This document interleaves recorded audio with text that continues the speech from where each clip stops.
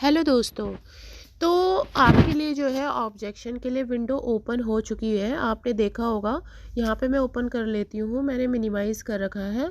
यहाँ पे आप देखिए, जैसे ही आपकी डाउनलोड AIB-19 आंसर की आई थी, उसके बाद इन लोगों ने यहाँ पे click here to raise your objection के लिए विंडो ओपन कर दिया है। तो इसमें साफ तौर पे लिखा हुआ है the objection tracker is now available है objection tracker and the objection window will remain open until midnight on 10th January 2025।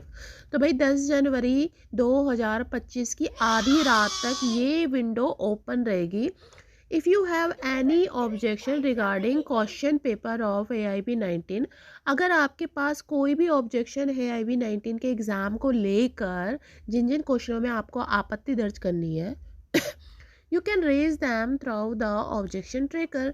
तो ऑब्जेक्शन ट्रैकर से तुम उन पे ऑब्जेक्शन क्रिएट कर सकते हो। तो यहाँ पे क्या करना है आपको, click here to raise your objection, यहाँ पे आपको क्लिक करना है। लेकिन इससे पहले आप गाइडलाइंस फॉर ऑब्जेक्शन ट्रैकर देख सकते हो। तो गाइडलाइंस फॉर ऑब्जेक्शन ट्रैकर देखने के लिए आपको इस पर क्लिक करना पड़ेगा। डाउनलोड हो रहा है, इसको आप किसी भी ड्राइव पे ओपन कर सकते हो। उसके बाद जो है आप इसमें पढ़ सकते हो इसमें क्या क्या लिखा हुआ है। तो साफ तौर पे मैं आपको बता देती हूँ, इसमें लिखा हुआ है, ये गाइडलाइन का पालन आपको करना जरूरी है। Kindly read the following instruction carefully before the submitting objection for the AIB-19 exam held on 22 दिसंबर 2024। ठीक है, इसके बाद कुछ काम की बातें करेंगे, पहले इनको पढ़ लेते हैं। इस तरीके से आपको ऑब्जेक्शन क्रिएट करने हैं। First, this portal provides you a platform to raise objection against the question asked the AIB-19 exam conducted. जो 22 तारीख को आपका एग्जाम हुआ था, ये विंडो उसके लिए ओपन हुई है ऑब्वियसली भाई। Objection can be raised against the provisional answer keys given in the master question paper published on the all India bar examination. ठीक है, जो क्वेश्चन पेपर आपको मिला था ABCD, उसके अकॉर्डिंग जो है आपको जो है ऑब्जेक्शन क्रिएट करने हैं। जो भी आपने आंसर लिखे और आपको लगता है कि ये गलत है इस आंसर की में। तो third, to submit objection log to objection window by entering your roll number and date of birth. तो आपको किस तरीके से ऑब्जेक्शन क्रिएट करने हैं, सबसे पहले तो आपको ओपन करना पड़ेगा उस विंडो को। एंटरिंग योर रोल नंबर डालना है, डेट ऑफ बर्थ डालनी है। ठीक है, जो आपने रजिस्ट्रेशन के वक्त जो है आपकी। Then select the question against which the objection is to be raised and register your objection। फिर आपको वो क्वेश्चन सेलेक्ट करने पड़ेंगे आपकी आंसर की के हिसाब से, जिन जिन क्वेश्चन में आपको जो है आपत्ति दर्ज करनी है। ठीक है, वो सेलेक्ट करने पड़ेंगे। And candidates will have to register his or objection by the selecting the type of the objection from the drop down menu visible in the front of the respective questions in the objection window. उसके बाद आप नीचे देखेंगे तो एक आपको drop down window, यानी कि नीचे आपको एंटर करना है जब आपके सेलेक्ट हो जाए क्वेश्चन कि इन क्वेश्चन में आपको आपत्ति दर्ज करनी है। जैसे कि आपके क्वेश्चन ये सही थे, इस आंसर की में ये है, तो ऐसा क्यों। इस तरीके से आप सेलेक्ट करके वो सारे क्वेश्चंस आप जो है उसको एंटर कर सकते हो नीचे। ठीक है, a fee of ₹500 required for each objection submitted. If an objection raised by a candidate is deemed valid, the 500 will be refunded to candidates। देखिए, ये बहुत ही लंबी और बहुत ही इम्पोर्टेंट लाइन है। यहाँ पे आप देखिए, इसमें 500 रुपये भी आपको जमा करने पड़ेंगे। इस बार मेरे हिसाब से इन्होंने फ़ीस बढ़ा दी है। देखिए, 500 रुपये आपको फ़ीस भी जमा करनी है, और आपको जिन जिन क्वेश्चन में आपत्ति है तभी आप दर्ज कर पाएंगे। 500 रुपये भी भाई आपको जमा करने पड़ेंगे। हालांकि ये 500 रुपये आपको वापस मिल जाएंगे अगर आप जिन क्वेश्चनों में आपत्ति दर्ज कर रहे हो वो वाकई में गलत साबित हुए। तो if N objection raised bye candidate is deemed valid, ये देखिए ना, लाइन लिखी हुई है डीम्ड वैलिड। अगर वैलिड होते हैं तो 500 रुपये आपको रिफंड कर दिए जाएंगे। इस बार काफ़ी इन्होंने चेंज कर दिया। चलिए 6 पॉइंट पढ़ते हैं। Candidates can submit one or more than one objection and can view the objection summary report by clicking on the view objection summary. Candidates can also take print for the objection summary by clicking on the print icon. इसमें लिखा हुआ है, देखिए, आप candidates आप submit कर सकते हैं, एक या एक से ज़्यादा आपत्ति आप दर्ज करा सकते हैं। इसके अलावा आप जो है ऑब्जेक्शन समरी रिपोर्ट जब आपकी आ जाएगी, एक क्लिक में आप जो है ऑब्जेक्शन समरी चेक कर सकते हैं। और candidate can also also take print, अगर आप प्रिंट लेना चाहते हैं इन फॉर फ्यूचर या दिखाने के लिए कि हाँ भाई ये सही गलत है, तो आप इसका प्रिंट आउट ले सकते हैं, डाउनलोड कर सकते हैं। 7th पॉइंट पढ़ लीजिए। Candidates will have to provide the justification references in the corresponding text box provided against the objection raised. आपको क्या करना है, कैंडिडेट को एक जस्टिफिकेशन के लिए एक करस्पॉन्डिंग टेक्स्ट बॉक्स दिया जाएगा, वो आपको जो है ऑब्जेक्शन रेज्ड के अगेंस्ट आपको भरना है। 8th पॉइंट आप देख लीजिए। Objection trigger will remain open the 30 ये जो है आपका 30/12 यानी कि आज से लेकर 10 जनवरी आधी रात तक खुला रहेगा। ये लाइन मैंने आपको पहले भी बता दी थी, दोबारा इन्होंने ऐड करी है।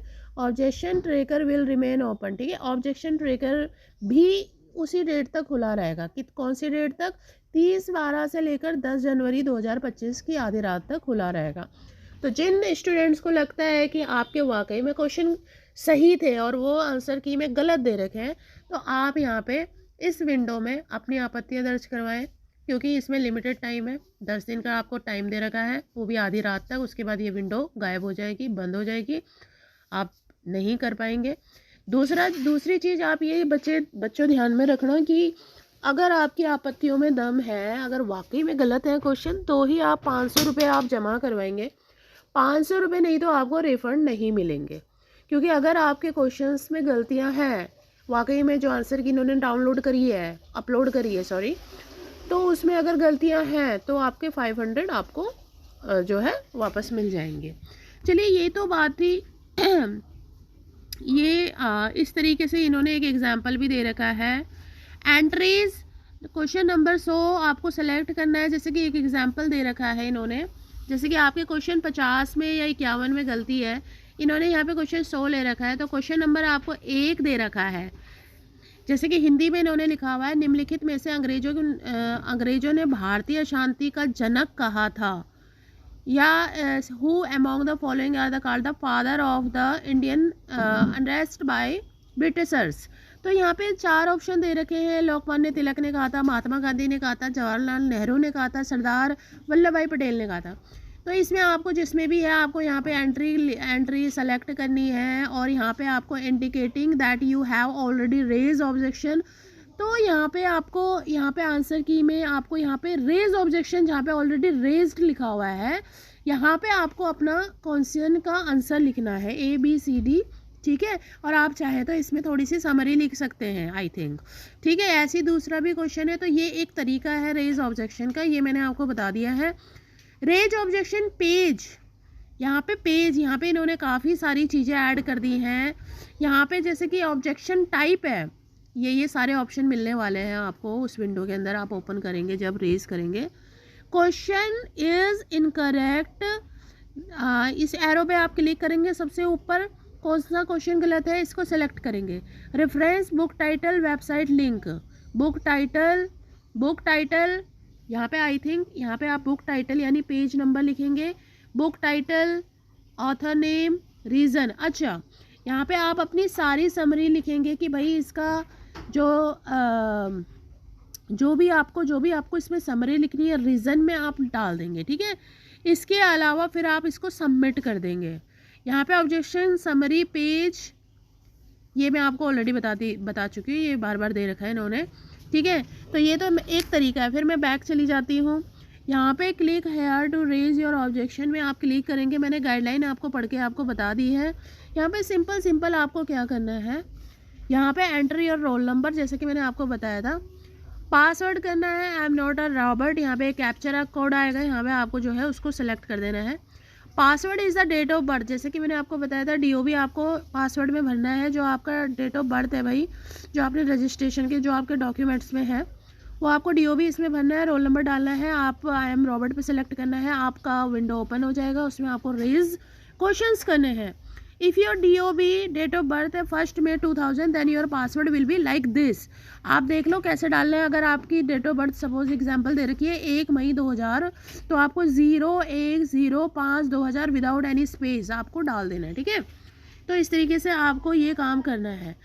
अब ये तो बात थी इसकी, लेकिन स्टूडेंट्स मैं आपको बताती हूँ, इस आंसर की में क्वेश्चंस गलत है, जो इसमें आंसर दे रखे हैं वो गलत है, ठीक है। अब इन्होंने 500 रुपये की फ़ीस का भी चक्कर डाल दिया बीच में, नॉन रिफंडेबल और रिफंडेबल। आपके ABCD सीरीज़ में आपको लगता है भाई गलत है तो गलत है, वो 500 रुपये आपको वापस मिलेंगे। आपको लगता है क्वेश्चन का आंसर गलत है और आपने टैली कर लिया है, ठीक है, आपने गूगल से टैली करा, आपने अपने किसी मतलब आपने टीचर से टैली करा, इधर उधर से यूट्यूब पर बहुत बता रहे हैं जो कि अपने इंस्टीट्यूट चलाते हैं, वहाँ से पता करा, या खुद अपने पर्सनल बिहाफ पे आपको पता है कि इसका क्वेश्चन ये नहीं होना चाहिए, आपकी बुक में ये दे रखा है, तो आप करिए, उसका रेस टिकट कर सकते हैं, ठीक है। And rules are equal for everyone. आपको पैसे वापस मिल जाएंगे, ठीक है। बार बार मैं इसी बात को कह रही हूँ। आई थिंक ये चीज़ इन्होंने इसी बार से जो है फ़ीस बढ़ाई है और इसी बार से इन्होंने जो है इसमें BCI काफ़ी रूल्स चेंज करती चली जा रही है। अभी तक AIB के एग्ज़ाम को देने के लिए कोई भी लिमिट नहीं बनाई गई थी, बनाई नहीं गई है, और ना ही कोई कट ऑफ का क्या है इसमें 45 सामान्य वर्ग के लिए और 40। हाँ, एक दो मेरे पास मैसेज आए थे, उनका रिप्लाई मैं इसी वीडियो में दे देती हूँ। ऐसा था कि वो कह रहे थे कि मैडम ग्रेस के नंबर मिलेंगे। नहीं स्टूडेंट्स, बिल्कुल नहीं मिलेंगे ग्रेस के नंबर, क्योंकि ये कोई आपकी स्कूल की पढ़ाई नहीं है या आपकी कॉलेज की पढ़ाई नहीं है कि आपको जो है ग्रेस के नंबर मिल जाएंगे।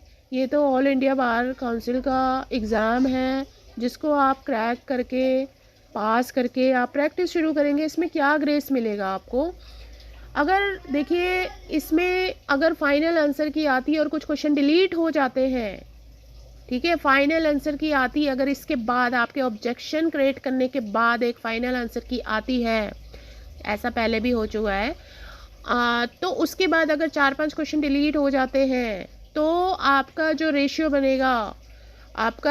बनेगा सॉरी उसमें जो है आपके उस हिसाब से, अगर कोई 44 पे अटका है, सपोज आपके 45 नंबर आने चाहिए थे, आपके 44 पे अटके हो आप, और अगर कुछ क्वेश्चन डिलीट हो जाते हैं और फॉर्चुनेटली भाग्यवश वो क्वेश्चन आप करके आए नहीं या गलत थे आपके, और आपके जो 44 नंबर है वो सही दूसरे क्वेश्चन के आंसर से जुड़ रहे हैं, तो उसमें 1-2 नंबर की कटौती करी जाएगी, तब आपके पासिंग के रैंक्स पास आप हो सकते हैं, ठीक है। इसका रिप्लाई ये है, किसी का मेरे पास रिप्लाई आया था, क्वेश्चन आया था, उसका रिप्लाई मैंने आपको दे दिया है कि अगर क्वेश्चन में कटौती होगी तो उसका रेशियो भी कम हो जाएगा फिर, ठीक है। जहाँ 45 है वहाँ 44-43 हो जाएगा, तो आपका जो है उसमें चांसेस बढ़ सकते हैं। और रही OBC और SC की बात, तो उनके लिए भी सेम क्राइटेरिया, भाई 1-2 नंबर अगर 45 में कम हो रहे हैं तो 40 में भी कम होंगे, ठीक है।